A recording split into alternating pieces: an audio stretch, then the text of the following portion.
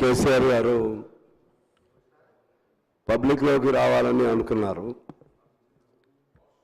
అప్పుడు బాగానే ఉన్నట్లుంది ఆరోగ్యం, మానసికంగా కూడా బాగుండి ఉంటారు. వచ్చారు, ప్రెస్ మీట్ పెట్టి ఓ పెద్ద బండ పాలమూరు రంగారెడ్డి పేరుతో ఓ బండ ముఖ్యమంత్రి గారి మీదో ప్రభుత్వం మీదో ఉత్తమ్ కుమార్ రెడ్డి గారి మీదో వేసి తద్వారా సెంటిమెంట్స్ని రౌజ్ చేసి మళ్ళీ పబ్లిక్లోకి రావాలనుకున్నారు. ఇవాళ వారు లేరు, అంత ఛాలెంజ్ విసిరారని చెప్పి ప్రభుత్వం పవర్ పాయింట్ ప్రెజెంటేషను, అలాగే ఈ వారం 10 రోజులు కూడా మొత్తం దీనిలోనే మునిగిపోయింది ప్రభుత్వం కూడా.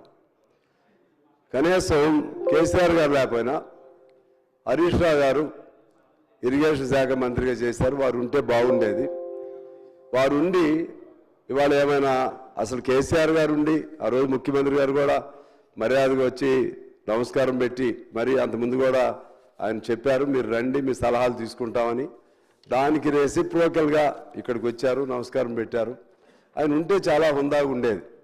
వాస్తవంగా రాజకీయాలకు అతీతంగా తెలంగాణ అభివృద్ధి పట్ల ప్రేమ ఉన్నట్లుగా, తెలంగాణ అభివృద్ధి పట్ల చిత్తశుద్ధి ఉన్నట్లుగా రుజువు చేసుకునే అవకాశాన్ని కేసీఆర్ గారు కోల్పోయారు. కనీసం హరీష్ రావు గారు నిన్న ఏం పెద్ద ఇన్సిడెంట్ ఏం జరగలేదు అధ్యక్ష, మేము కూడా చూస్తూనే ఉన్నాం. అందులో ఎందుకు వెళ్ళిపోయారో కూడా తెలియదు. ఆయన సహజంగా మాట్లాడుతూ, సహజమైన అన్పార్లమెంటరీ పదం కూడా కాదు, విషం కడుపు నిండా విషం అని అన్నారు. అది పెద్ద నేరం కాదు. లేకపోతే మీరు ఒకరికి అవకాశం ఇచ్చారు, అది కూడా నేరం కాదు. అది మీ డిస్క్రిప్షన్ ఉంటుంది. ఎందుకు వెళ్ళిపోయారో కూడా తెలియదు అధ్యక్ష. వారికి ఇచ్చారు, అసలు ఎందుకు వెళ్ళిపోయారో కూడా తెలియదు. ఇంత పెద్ద సబ్జెక్టు. నిన్న ఉపాధి హామీ పథకం చాలా పెద్ద సబ్జెక్టు, ఇవాళ కృష్ణా జలాలు ఇది చాలా పెద్ద సబ్జెక్టు. వాళ్ళు ఎందుకు వెళ్ళారో వాళ్ళు ఒకసారి వాళ్ళ విజ్ఞతతో ఆలోచన చేసుకుంటే తెలంగాణకి మంచి జరుగుతుందనేది నేను మీ ద్వారా వారికి తెలియజేస్తున్నాను అధ్యక్ష. ముఖ్యంగా వారు ఏ ట్రాప్లో దేనికి ట్రాప్ చేశారో ఆ ట్రాప్లో మనం కూడా పడిపోయినట్టుంది. అంటే ఉత్తమ్ కుమార్ రెడ్డి గారిని చూస్తే నాకు చాలా బాధ వేసింది. అట్లనే ఆయన కష్టాన్ని చూస్తే కూడా ఆయనకి అభినందనలు కూడా చెప్పాలనిపిస్తుంది. చాలా ఎక్సర్సైజ్ చేశారు, చాలా ఆయన ప్రజెంటేషన్ కానీ. ఇక్కడ మనం ఆ ఒక్క పాయింట్ చుట్టే తిరిగాం. నా బాధ అది కాదు. అసలు రేపు భవిష్యత్తు ఏమిటి? రేపు భవిష్యత్తు కృష్ణా జలాలకు సంబంధించి అధ్యక్ష, గోదావరితో పోల్చుకుంటే కృష్ణా బేసిన్లో వర్షాలు తక్కువ, వర్షాభావం ఎక్కువ. ఎప్పుడైనా ఏ ప్రమాదమైనా కూడా జరిగే పరిస్థితి ఉంది, బాగా వర్షాలు వస్తే తప్పితే. ఇప్పటికే ఆల్మట్టిని చాలా ఎత్తు పెంచారు. ఎత్తు పెంచడం కూడా సుప్రీంకోర్టు తీర్పుని కూడా కాదని బ్రిజేష్ పటేల్ దాన్ని ఎత్తు పెంచడం జరిగింది. 5 ముఖ్యమంత్రులతో ఇచ్చిన తీర్పుని కూడా కాదని పెంచారు. అది బ్రిజేష్ కుమార్, ఆయన కూడా కర్ణాటక.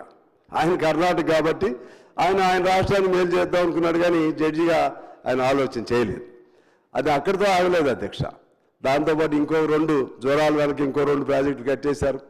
ఇంకా చిన్నవి కూడా చాలా కడుతున్నారు. 1 టీఎంసీ 2 టీఎంసీలు. ఈ వర్షం తక్కువైతే కిందకి వచ్చే సమస్య లేదు. మరోవైపు తుంగభద్ర, అది కూడా కర్ణాటకలోనే ఉంది అధ్యక్ష. అక్కడ కూడా దాన్ని కూడా ఏ నిమిషం మనం చూస్తున్నాం. రాజోలి బండ అక్కడి నుంచి నీళ్ళు రావాలన్నా పెద్ద, అంటే వాళ్ళ రాష్ట్రంలో ఉన్నాయి అవి. దాంతో ఎప్పటికైనా కూడా అక్కడి నుంచి ప్రమాదం ఉంది. సరే, వచ్చిన నీళ్లను సజావుగా ఇటు తెలంగాణ కానీ లేకపోతే ఆ కిందకు కూడా వెళ్లకుండా మధ్యలో పోతిరెడ్డిపాడు ఒకటి ఉంది అధ్యక్ష. పోతిరెడ్డిపాడుకు సంబంధించి మా తుమ్మల గారికి కూడా బాగా జ్ఞాపకం ఉండాలి, మా అందరికి కూడా జ్ఞాపకం. నేను అప్పటికి మేము ఎమ్మెల్యే కూడా కాదు. 11,000 చిల్లర క్యూసెక్స్ ఉండేవి అధ్యక్ష రోజు పోతిరెడ్డిపాడుకి. రాజశేఖర రెడ్డి గారు 44,000 చేస్తే పెద్ద అలజడి జరిగింది, రాష్ట్ర వ్యాప్తంగా పెద్ద అలజడి జరిగింది.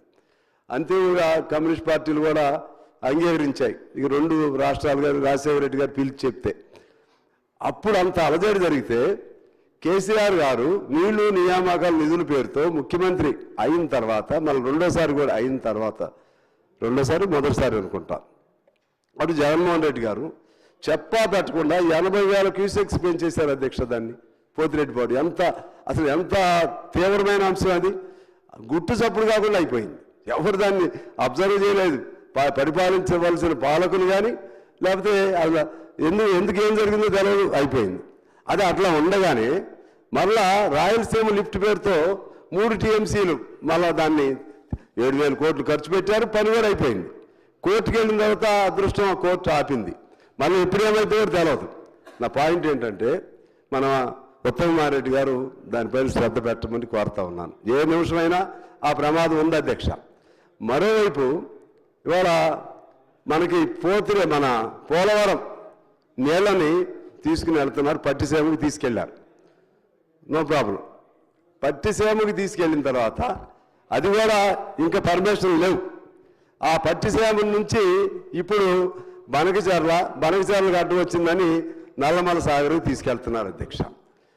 దాని సందర్భంగా పత్రికల్లో వార్తలు వస్తే చంద్రబాబు గారు అలాగే అక్కడ ఉన్నటువంటి నాయకులు ఏమన్నారంటే మిగులు నీళ్లు సముద్రంలో పోతుంటే దాన్ని ఇప్పుడు తీసుకుంటే తప్పేమిటి అని చాలా తెలివిగా వాళ్ళు ఆర్గ్యుమెంట్ పెట్టారు అధ్యక్ష. మిగులు నీళ్లు సముద్రంలో పోతే అంటే ప్రాజెక్టులు కట్టుకోవటమే కదా. ప్రాజెక్టులు కట్టుకున్నారంటే ఫస్ట్ కమ్ ఫస్ట్ సర్వ్. మరి ఆల్రెడీ ప్రాజెక్టులు కట్టుకుని ఇప్పుడు పంచాయతీ అది కదా 511 టీఎంసీలు అక్కడికి ఆంధ్రప్రదేశ్కి ఎట్లా వెళ్ళిపోయిందంటే మొదట కృష్ణా బ్యారేజ్ అప్పుడు సర్ ఆర్థర్ కాటన్ 1884 ప్రాంతంలో కట్టారు కాబట్టి వాళ్ళ కాలువలు వచ్చినాయి, ప్రాజెక్టులు వచ్చినాయి కాబట్టి ఫస్ట్ వాళ్ళు కట్టుకున్నారు కాబట్టి వాళ్ళకి నీళ్ళు ఇవ్వాలనే దాంతో ఎక్కువ నీళ్లు అటు కేటాయింపులు చేశారు. ఇప్పుడు మన ఆర్గ్యుమెంట్ కూడా అదే కదా. ఇప్పుడు విడిపోయాం, మాది పరివాహక ప్రాంతం మాది ఎక్కువ ఉంది కాబట్టి దానికి అనుగుణంగా దాన్ని మార్చి ఆ 299 మీరు తీసుకోండి మిగిలిన మాకు ఇవ్వాలని చెప్పి మన వాళ్ళు పెట్టారు. కానీ వాళ్ళు చంద్రబాబు గారు కానీ వాళ్ళు అనేది ఏంటంటే తెలివిగా కింద చాలామంది నన్ను కూడా అడిగారు, ఎందుకు మీరు అట్లా గొడవ చేస్తున్నారు, ఆ నీళ్లు వృధా పోతున్నాయి కదా, 3,000 టీఎంసీలు అటు నుంచి పోతున్నాయి పేపర్లో వచ్చేదాని ప్రకారంగా, దాన్ని వాడుకుంటే నష్టం ఏంటని. అట్లా కాదు, 3,000 టీఎంసీలు రేపు ఎవరికి ఏ రాష్ట్రానికి ఎంత వచ్చిందో లెక్కలు తీయాలి కదా. లెక్కలు తీసి అప్పుడు ఆ లెక్కల ప్రకారం మనకి ఇంత వస్తుంది. ఒక పద్ధతిలో ఏంటంటే వరద నెలకు లెక్కలు తీయకూడదనేది ఉంది. అది ఎప్పుడు వస్తుందో ఎప్పుడు పోయిందో తెలియదు. అయినా సరే ఆ లెక్కలు తీసిన తర్వాత అప్పుడే ఉంటే వాళ్ళు వాడుకోవాలి అధ్యక్ష. ఆ విధంగా ఆ ప్రాజెక్టు కడుతున్నారు. అదే ప్రమాదం ఉంది. అదే పద్ధతుల్లో మనకి గోదావరి నీళ్లు వాళ్ళు తీసుకుంటున్నారు పోలవరం నుంచి. ఆ గోదావరి నీళ్ళని మనం ఎట్లా మలుచుకోవాలనేది కూడా సీరియస్గా ప్లాన్ చేయాల్సిన అవసరం ఉంది అధ్యక్ష. మనం ముఖ్యమంత్రి గారిని కూడా నేను కోరుతున్నాను, ఎంతసేపు వాళ్ళు పెట్టిన వెన్నులో మనం పడి టైం వేస్ట్ చేసుకోకుండా భవిష్యత్తును కూడా దృష్టిలో పెట్టుకుని ఎలా తీసుకోవాలి. కృష్ణాకి ఏదైనా ప్రమాదం వస్తే, పై నుంచి ఏదైనా ప్రమాదం వస్తే, వర్షాలు తగ్గితే వాళ్ళకి అంత బాగుండే గోదావరి నీళ్ళతో అనేక ప్రాజెక్టులు తీసుకెళ్లాలని చూస్తున్నారు. మరి మనకి గోదావరి నీళ్ళు మన దగ్గర నుంచే పోతాయి. దాని నుంచి మనకి ఎలా సీతారాం ప్రాజెక్టు ఒకటి ఉంది, అక్కడ మా పాలేరుకి తుమ్మల గారి కృషి ఏదో లింకప్ చేస్తున్నారు, పాలేరు శ్రీనివాసరెడ్డి గారి నియోజకవర్గం. అది ఆ నీళ్లు చాలా ఇంకా ఎలా చేయాలో అది ఒకటి మీరు ఆలోచన చేస్తే బాగుంటుందని నేను కోరుతా ఉన్నాను. ఇక పాలమూరు రంగారెడ్డికి సంబంధించి 2 మాటలు చెప్పి నేను సెలవు తీసుకుంటాను. మళ్ళీ ముఖ్యమంత్రి గారు మాట్లాడాలని అనుకుంటున్నట్టున్నారు.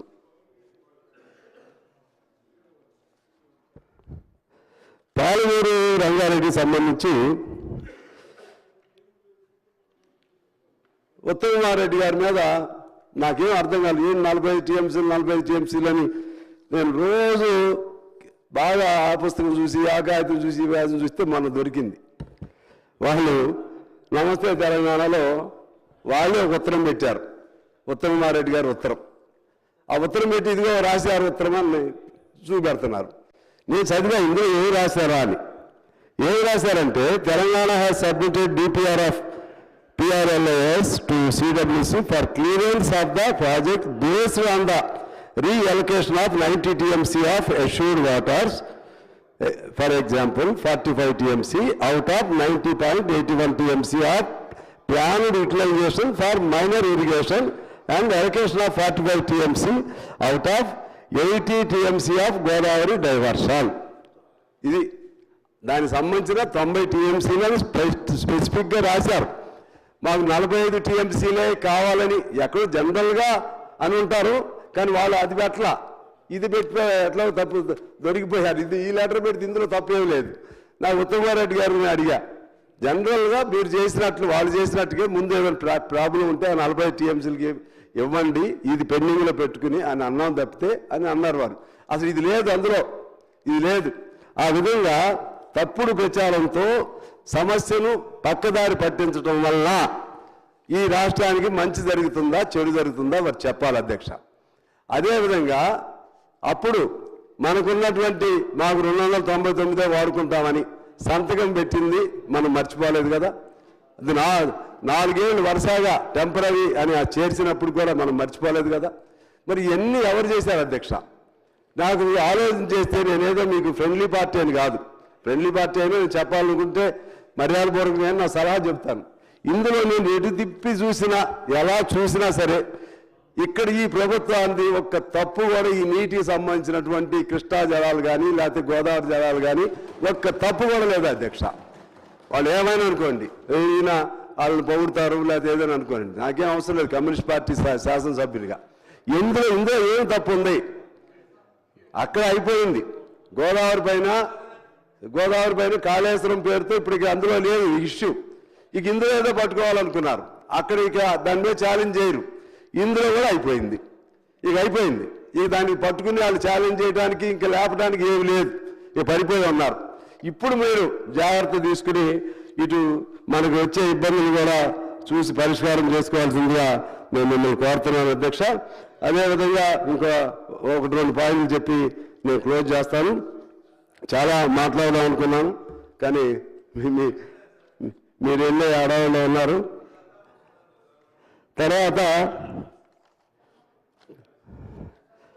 అధ్యక్ష, దీంతోపాటు మనం భవిష్యత్తుకు సంబంధించి కూడా మన తెలంగాణ ప్రాజెక్టులు సంబంధించి 20 ఏళ్ళు అయింది అధ్యక్ష. అంటే తెలంగాణ మొత్తం ఉమ్మడి ఏపీలో 2005లో జలయజ్ఞంలో స్టార్ట్ అయినాయి. ఇప్పుడు వరకు అవ్వలేదు అధ్యక్ష. ఏ ప్రాజెక్టు కూడా అవ్వలేదు. తప్పు వాళ్ళది వీళ్ళదని పాయింట్ కాదు, ఎక్కడ ఈ వ్యవస్థలోనే లోపం ఉంది, సిస్టంలోనే లోపం ఉంది. అందులో ముఖ్యమంత్రులు మారారనుకోండి, మా రేవంత్ గారు ఇంతవరకు ఆయన సొంత డిజైన్ పెట్టలేదు, రీడిజైన్ మీరేం చేయలే. ముఖ్యమంత్రి మారినప్పుడు వాళ్ళు రీడిజైన్ పేరుతో మార్చుకుంటూ పోతే అసలు ఇది ఎంత అవుతాయా అధ్యక్ష? అసలు మీరు మనకి రాష్ట్రం ఫామ్ అయిన తర్వాత ఉమ్మడి ఏపీ ఆంధ్రప్రదేశ్ చెన్నై మద్రాసు నుంచి విడిపోయిన తర్వాత ఎన్ని ప్రాజెక్టులు వచ్చినాయో చూడండి అధ్యక్ష. అప్పుడు వచ్చిన నాగార్జున సాగర్, లేకపోతే అంతకుముందు వచ్చినటువంటి కృష్ణా ప్రాజెక్టు, కృష్ణా డ్యామ్, లేకపోతే గోదావరి డ్యామ్, ఆ మూడు మినహా తర్వాత శ్రీశైలం ఒకటి వచ్చింది. ఆ తర్వాత అసలు ఒక్కటైనా పూర్తిగా పరిపూర్తి అయింది అని శ్రీరామ్ సాగర్ ఒకటి ఉంది కొంత, ఒక్కటైనా పరిపూర్తి అయినట్లు లేవు అధ్యక్ష. మనకి నీళ్లు ఉన్నాయి, అన్నీ ఉన్నాయి, కానీ పాలకులకి దానిపైన శ్రద్ధ లేదు. మీకు ఉందని నేను అనుకుంటున్నా. మా ఉత్తమారెడ్డి గారికి ఉత్తమారెడ్డి గారు ఉత్తముడే.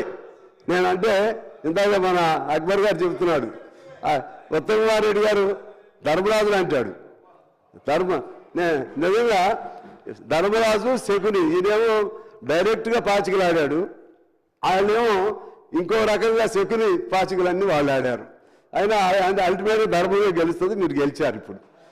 అందుకని మీరు ఇప్పుడు దీనిపైన జాగ్రత్త తీసుకోమని నేను కోరుతూ, ఇప్పుడు ఇక మనకి అధ్యక్ష 10 సంవత్సరాల్లో బడ్జెట్ 2,02,760 కోట్లు దీనికి కేటాయింపులు చేస్తారు అధ్యక్ష, ఇరిగేషన్కి. దానిలో ఖర్చు అయింది 1,67,000 కోట్లు ఖర్చు అయింది. అందులో ప్రగతిలో 1,67,000లో సగమే ఉంటుంది అధ్యక్ష. ఇంకా ఇప్పుడు ఇవన్నీ బడ్జెట్ మన పెండింగ్లో ఉన్నటువంటి ప్రాజెక్టులు పూర్తి చేయాలంటే 97,774 కోట్లు కావాలి అధ్యక్ష. అది అప్పుడు లెక్క. ఇప్పుడు లెక్కలు వేసుకుంటూ పోతే ఎంత కావాల్సి వచ్చిందో తెలియదు. మరి ఇవన్నీ పూర్తి చేయాలంటే ఎంత డబ్బు, ఈ డబ్బు కూడా మళ్ళా జీతాలకు వడ్డీలకి ఇందాక చెప్పారు కదా వారు, వడ్డీలకి వాటికే మీరు కేటాయించే 20,000 కోట్లలో సగం 1,600 కోట్లు దానికే పోయా. ఇక ఎట్లా చేస్తారు మీరు సీరియస్గా ఆలోచన చేయాల్సిన అవసరం ఉంది అధ్యక్ష. అదేవిధంగా మైండ్ ఇరిగేషన్ కూడా చాలా అట్లే పెండింగ్లో ఉన్నాయి. ఐడీసీకి సంబంధించి కూడా అలా దాదాపు 630 లిఫ్ట్లు ఉంటే 380 మాత్రమే పనిచేస్తున్నాయి, 252 పని చేయట్లేదు. అలాగే చెరువులు కూడా మూలపడి ఉన్నాయి. 7,000 కోట్లు పెడితే కలవకుట్ల, నెట్టింపాడు, భీమా, ఇంకా తుపాకులగూడెం, దేవాలయం ఇటువంటివన్నీ కూడా పెండింగ్లో ఉన్నాయి. ఇవన్నీ కూడా